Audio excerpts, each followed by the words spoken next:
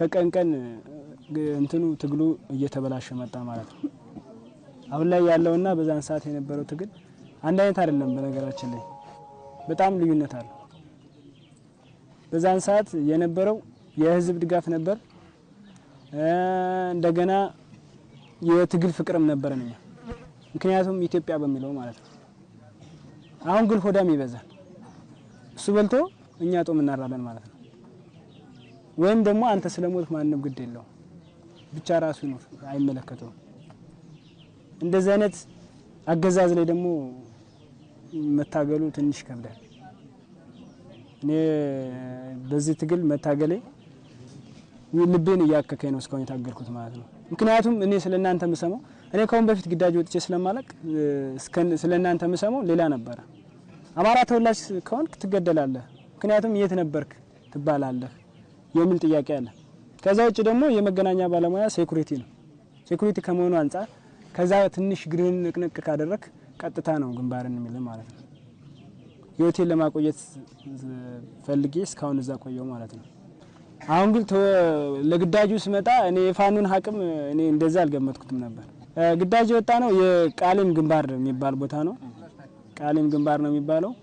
ነገር ግን እኛ የተነገረን እኔም እንደ መስጣሪም ቢሆንም ሁሉ የተነገረኝ የራሱ ምስጢር ተደርጎ ነው ማለት ነው። የጠላት አቅም በጣም ደካማና ምንም አይነት ተጽዕኖ ማድረስ እንደማይችል ነው። ነገር ግን በቦታው ላይ የነበረ ሰው ያውቀዋል። እኔ ድረስ ማለት ነው። እኔ የኮሎኔል ሰለሞን መገናኛ ነኝ ማለት ነው። የመገናኛ ባለሙያ ነኝ ማለት ነው። ከሱ ጋር ስርስር ሁኜ ውጋውን ስመራ ቆይቻለሁ።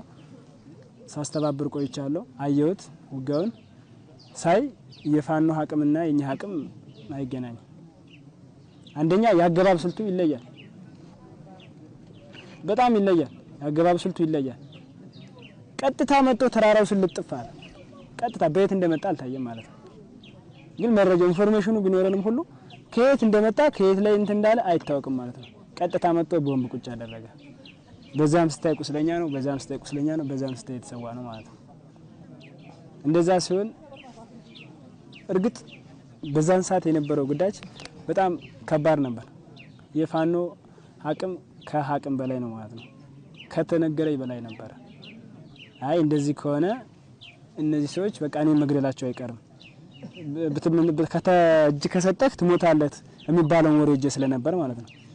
ከዛ በኋላ እጅ ስጥ አሉ። የመጨረሻው ውጊያ ላይ ነበርኩ። የመጨረሻው ግዳጅ ላይ ተራራ ላይ ብቻዬን ተቀምጬ ነበር፣ ሁሉም ወርዶ በነበረ ሰዓት ማለት ነው።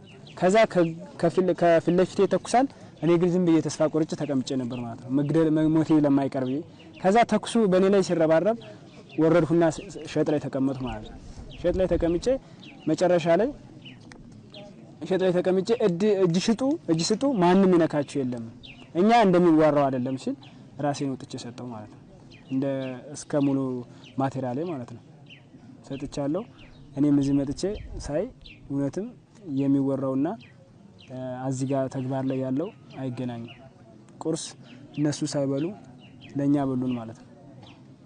ከወታደሩ እስከ አመራሩ ድረስ ያለ የፋኖ አባል በጣም እኔ በጠበቁት አይደለም የተሻለ ነው። በነገራችን ላይ የኔም ራሱ የኔ ወንድም ፋኖ ነው። እሱም ለኔ እንደወጣ ያመቻቸልኝ ነበር ማለት ነው። ያመቻቸልኝ እንደዚህ ያመቻቸልኝ ስለነበረ ይሄ በዛን ሰዓት ያመቻቸልኝ በነበረ ሰዓት እኔ ወደ ስልጠና ተልኬ ስልጠና ቆይቼ የግንኙነት ሙያ ላይ ተመድቤ እየሰራው ቆይቻለሁ ማለት ነው። ስለዚህ እንደዚህ ላደረጋችሁልን አቀባበል እኔ በግሌ ላመሰግናችሁ እወዳለሁ። ከዛ ውጪ ያለ በእኛ ተቋም ስር ያሉ ትልልቅ መኮንኖች እኔ ሀገሪቱን ሊቦጭቁ ነው እንጂ ሀገሪቱን ሊያለሙ ነው አይደለም። በነገራችን ላይ ሆቴሉ ተቀምጦ ጥብሱን እያዘዘ ቢሮውን እየዛቀ በዚህ ተራራ ውጣ ውረድ ይላል። አንድ ኮቾሮ ሰጥቶ ማለት ነው። አንድ ስቃጥላ በቀን የሰው ልጅ እንዴት ይበላል? አንድ ስቃጥላ ማለት ነው።